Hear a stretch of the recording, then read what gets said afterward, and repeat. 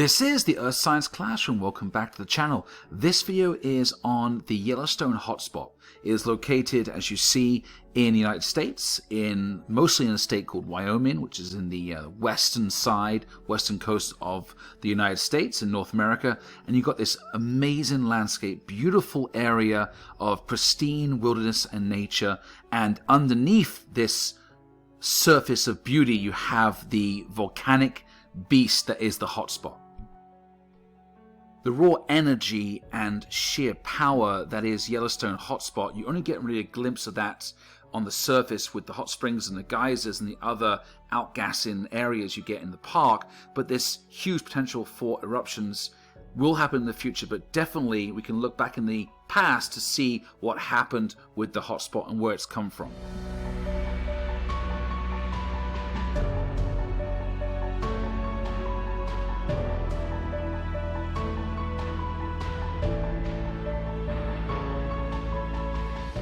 The current location of the Yellowstone hotspot is in Wyoming mostly, and with the national park, Yellowstone National Park, being established or commissioned by Ulysses S. Grant back in 1872 as the first national park of the United States. It has a fantastically large concentration of mammals, and it has over 500 geysers, with the largest concentration of geysers in the world.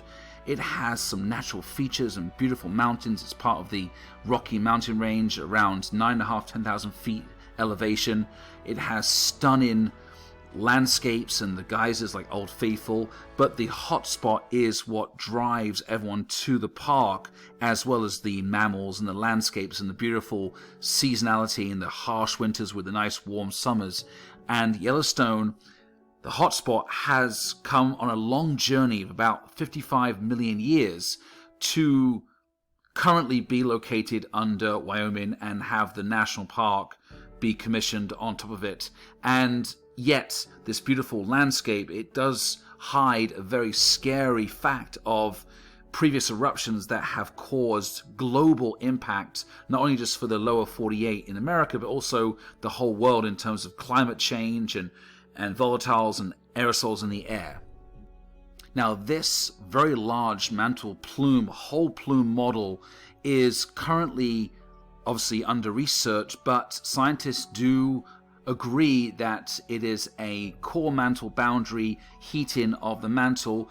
This hotter material is going to rise up and become magma through decompression melting when it reaches the crust and lithosphere, and cause this plume head to be created and kind of expand out underneath the crust and right below Yellowstone. Now, the plate is moving across, so it's a stationary plume with a moving plate causing the hotspot. Creates volcanic activity directly above it. Now, as the plate, the continental plate of North America, is moving towards the west, slowly, about 2.5 centimeters per year, this is going to create a track or a sequence of volcanic fields and volcanic areas that currently sits under Yellowstone, but in the past has been further to the west. As the plate moves over the stationary plume, it's going to create a pathway of volcanics dating back as early as 17 million years ago, and that's when the first real eruptions happened, both the flood basalts and the larger eruptions. But it can be dated back to the Pacific Ocean about 55 million years ago, and this plume is the key. Now, geographically, we're in the northwest states of America, the continuous 48 or lower 48. You have the Pacific Ocean to the west, you have the north of Canada, and you have the states of Washington, Oregon, Idaho, Montana, Wyoming, California, Nevada, and Utah kind of visible in this map. And you see the Snake River Plain, both the eastern part and the western part, which we'll get to and discuss. The Columbia Plateau, again, we'll discuss that. Columbia Basin, and obviously in the top northwest corner of Wyoming, you have the beautiful Yellowstone National Park with the current location of the Yellowstone hotspot, in between the Rockies and the plain. So the story of the Yellowstone hotspot dates back again about 55 million years ago, where the hotspot was projected to be in the Pacific Ocean off the coast of Oregon and Washington, as scientists have researched. Now, the Farallon plate, which was an ancient oceanic plate that subducted under the North American plate in a convergent plate boundary, thus creating the remnants of the Juan de Fuca plate and also the brand new formed Pacific plate.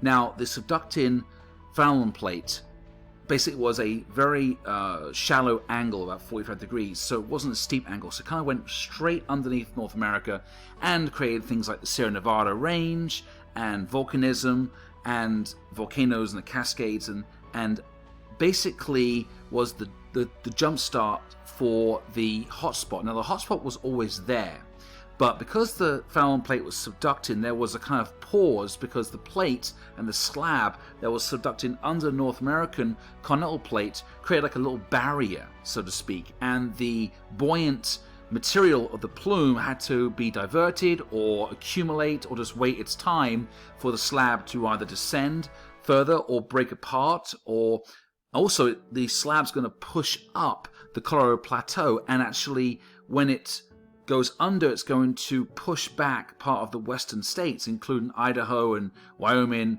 and Oregon, and creating a thinner crust, thus also allowing the hotspot more of an advantageous place to burn through the lithosphere, the crust, because it's thinner. So this subducting plate was the catalyst, and once it kind of broke down around 20 million years to 17 million years ago, the mantle plume had a chance to rise up to the crust and begin its volcanic activity on the land, thus creating a continental hotspot, one that's very unique on this planet, and create volcanic activity that has covered 4 to 5 states worth of land area in volcanic material. So now the mantle plume, the head, the accumulation of a lot of magma through decompression melting, was ready to break through the crust onto the surface and pour its material onto the surface. It created 2 very large areas of flood basalt called the Columbia River Basalt Group. Now, this is a selection of around 7 lava flows over about 11 million to 12 million years, but the majority of it, the 93% of all the basalt, this very thin, runny, very low silica magma that was spewing out of these fissures, these cracks in the ground, and the basaltic magma, as water does on the surface, it flows downhill with gravity based on the contours of the landscape and floods a huge expanse of land. Now, the first one was the Steens, 16.8 million years ago, and it kind of like flooded the southern part of Oregon, and then the hotspot kind of fluctuated a little bit, and then the Imana came through in the middle section of both Oregon and Idaho, and then the largest one was the Grand Ronde, or Grand Ronde. This flood basalt was absolutely massive and basically flooded the Columbia Basin all the way to the Pacific Ocean on the Washington coast. It was absolutely massive.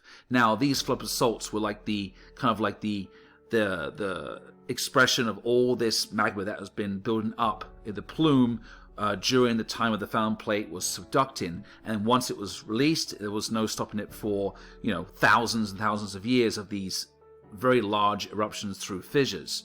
Then we get the first caldera forming around 16.5 million years ago, called McDermott. This was in the northern part of Nevada and touching the southern part of Oregon, and this was a very large caldera and kind of like the last expression of energy and magma coming out of the plume during this time in history. So once McDermott caldera was formed and this rhyolitic magma had been released in this large eruption, you had a sequence of eruptions through a volcanic field and a series of these large eruptions causing various calderas and cinder cones and fissures and buttes and consolidated tuff all over the place in this area of Oregon and Idaho, and it stretches from the McDermott Caldera all the way to the modern day location of the hotspot, which is in Yellowstone in northwest Wyoming. And you have this sequence of about 7 or 8 distinctive calderas, and when you dig down as a geologist and you find certain rock types and certain thickness of rhyolitic magma or basaltic magma, you can gather a kind of sense of what happened in the past based on the age, location, and the features around it. So the next one that happened was the Aldi-Humboldt caldera about 15 to 13 million years ago. Then the Bruneau Jar Bridge about 12 to 10.5 million years ago. We're getting closer and closer towards Yellowstone at this point through the Snake River Plain. Then we get the Twin Falls, and then Picabo was a large caldera. Then the Heights Caldera about 6.5 million years ago to 4.3, and then finally the hotspot travels or migrates as the plate moves to the current location at Yellowstone.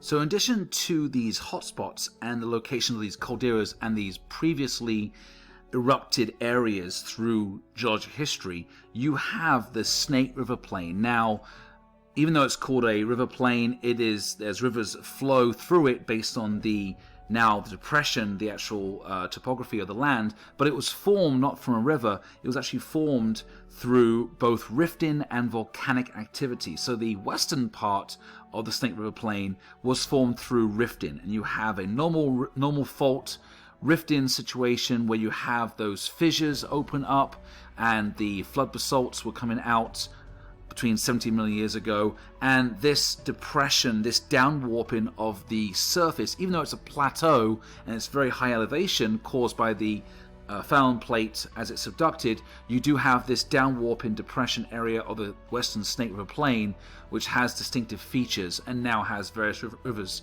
flowing through it.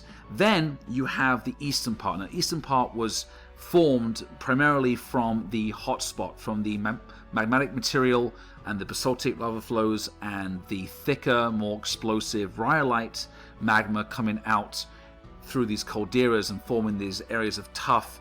And tuff is a rock that is consolidated and lithified from volcanic ash and pyroclastic material. So this tuff is a very distinctive rock, light in color, that we can tell is from volcanic activity. So the eastern part has certain landforms that are distinctive, like buttes and calderas and tuff cones and ash and steep sides on the edge, and basically the volcano has burned through the crust, causing this depression to form, thus creating the Snake River Plain. As you can see from the map, it is a very large geographic area that you can see that this beautiful kind of like crescent shaped indentation on the landscape has been created from either rifting and volcanic activity from the hotspot. Kind of amazing and kind of unique as well.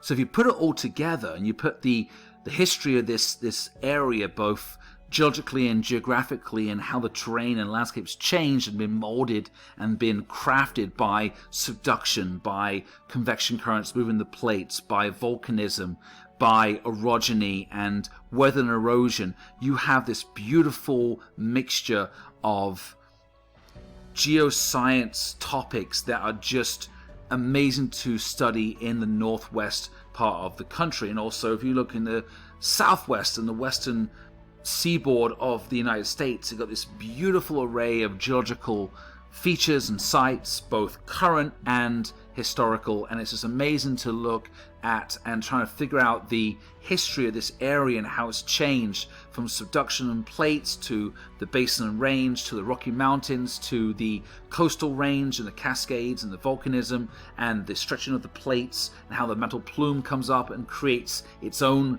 kind of array of landscapes and features, and the basaltic flood provinces, these large areas of very thin runny basalt creating new land and new layers of rock on the Earth's surface, some of which in the Columbia Basin can be as deep as 13,000 feet. So kind of amazing place to go if you have any interest in landscapes or geology. So besides the nature and wilderness and the history of the Yellowstone National Park, the Caldera itself is an attraction because any student of earth science or geology has obviously researched and looked at the 3 largest eruptions on planet Earth recently in the past 2.5 million years, and they all are around Yellowstone and from the hotspot. So there's been 3 super eruptions. Now a super eruption or a supervolcano is a volcano of a certain size, generally calderas, and the eruption is equally as huge. Now these VEI 8 eruptions, or even 7.5, emit so much volcanic material and pyroclastic material, ash and volatiles, into the atmosphere and across the landscape as it falls as tephra based on the wind direction.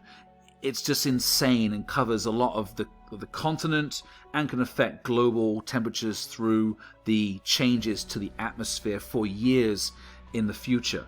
And it's been seen with Tambora and Krakatoa in previous eruptions, but these are small in comparison to the 3 Yellowstone eruptions.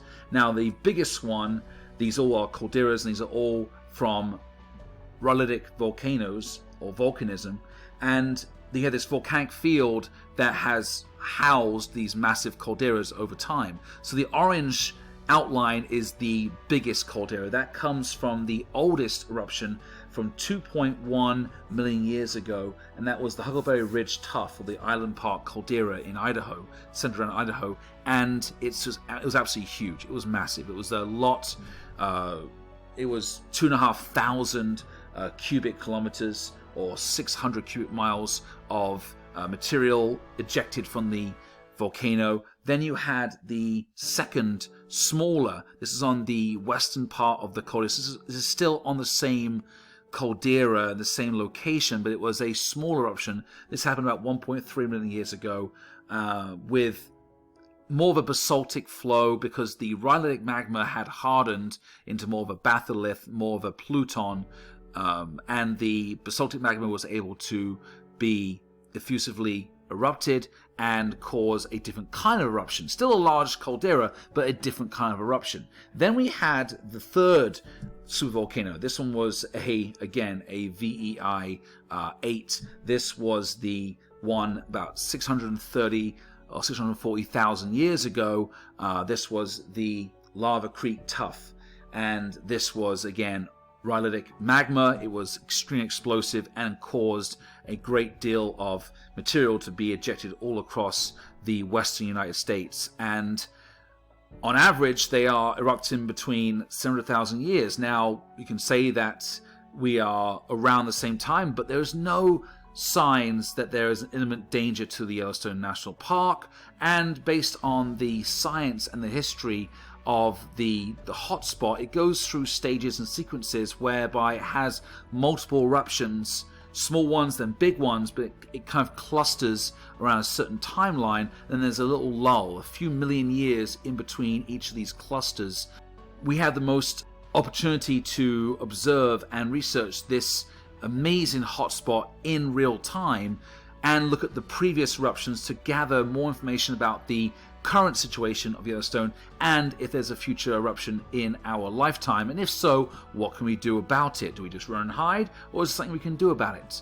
So prior to any world-changing VEI 8 eruption that could happen with Yellowstone in the future, millions of tourists are going to come to Yellowstone every year to see the amazing geysers, the amazing hot springs, the animals, the landscape, the climate, and just to be in the Rocky Mountains, which by itself is amazing.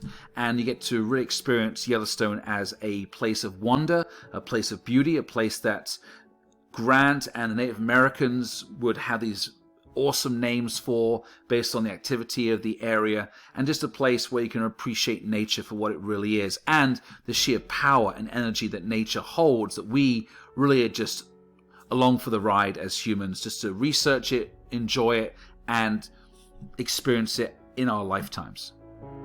Thank you so much for watching the video. I hope you enjoyed it. If you like it, please subscribe and hit the like button. If you like more on this content, please check out my channel, which has all these videos on Earth science.